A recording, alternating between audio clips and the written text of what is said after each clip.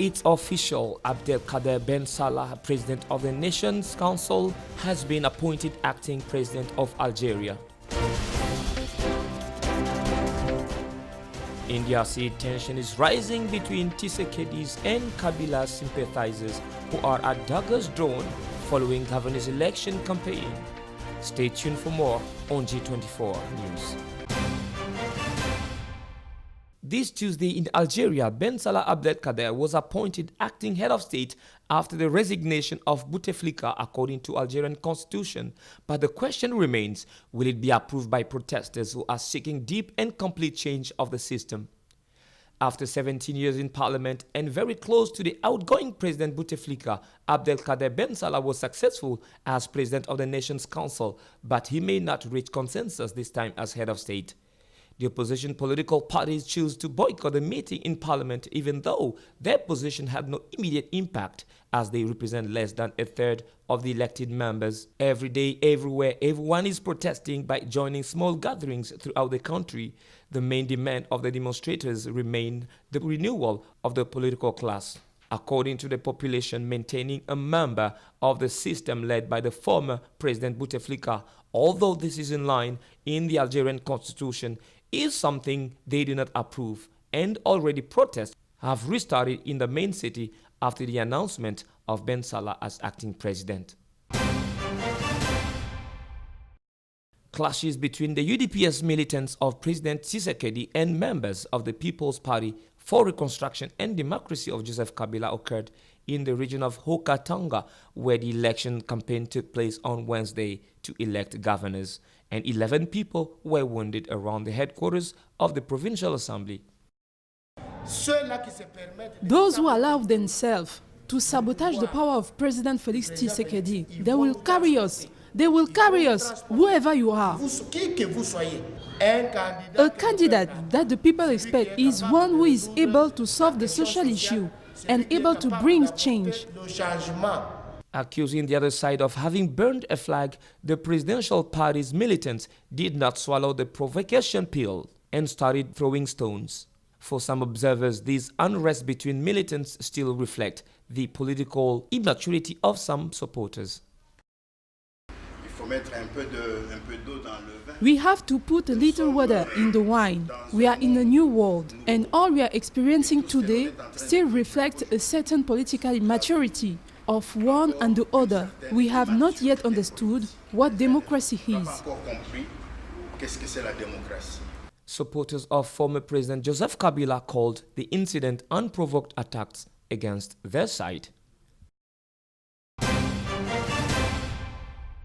Thousands of demonstrators who gathered on Monday in front of the army headquarters and the Ministry of Defense, not far from the residence of the president, want to convince soldiers to support their movement against the government and President Omar al-Bashir. Since the beginning of the movement in December, the army has not participated in the repression of demonstrations led by the powerful intelligence service and riot police. When the army is there, we are not afraid, chanted the demonstrators. The organizers of the demonstration have formed a council to start negotiations with security forces and the international community in order to transfer power to a transitional government. The Alliance for Change and Freedom, a union of opposition parties and Sudanese professionals, called on the army to protect the demonstrators, composed of the intelligence service and the police. UN Secretary General Antonio Guterres urged President Bashir's government on Monday to create an environment for a solution to the current situation and support the idea of an inclusive dialogue.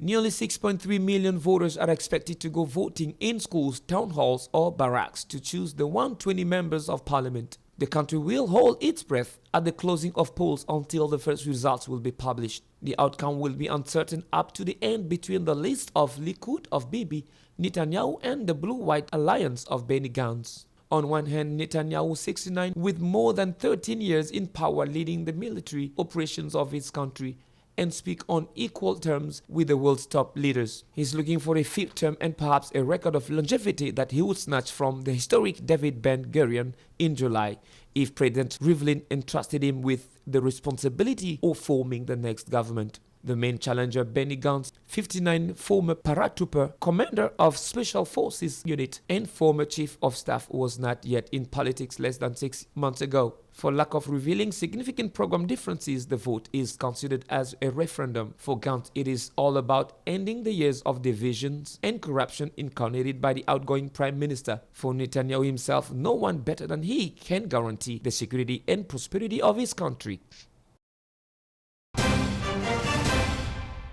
Nissan management was quick to remove Carlos Ghosn from office just after his arrest on November 19 following the approval by the shareholders entitled to do so. The General Assembly lasted 3 hours of time, opened on the regrets by the company's chief executive officer Hiroto Saikawa, as well as several minutes of apology from the entire team according to Japanese tradition. Hiroto Saikawa said that the events that have occurred since November have been critical for Nissan, and the extraordinary General Assembly was intended to draw a line on this episode and take another step in Nissan's governance reform. Hiroto Saikawa also acknowledged serious governance problems and fear of employees who dared not oppose Carlos Ghosn and promised to hand things over once he has got the company back on track.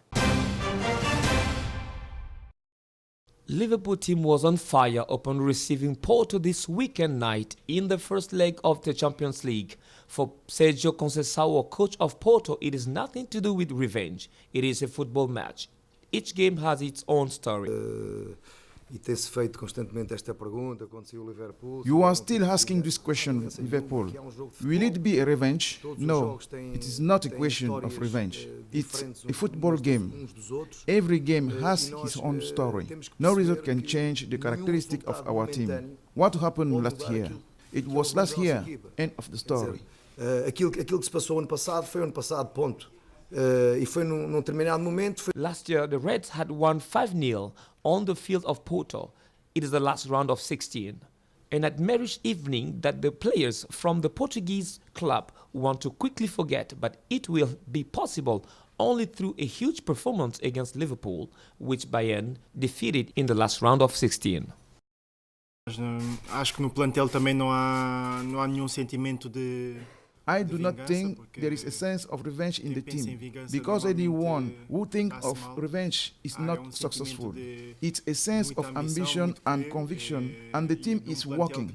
We are striving to overcome the great obstacle of Liverpool to qualify in the Champions League semi-finals. Que é o Liverpool e está nas meias finais da Champions. The season is over once Jurgen Klopp, a few hours of the quarter-final first leg of the Champions League against Porto. The Reds are in contention for 2 trophies in the Premier League and in the Champions League. It's official. Abdelkader Ben Salah, president of the Nations Council, has been appointed acting president of Algeria. In DRC, tension is rising between Tshisekedi's and Kabila's sympathizers who are at daggers drawn following governor's election campaign.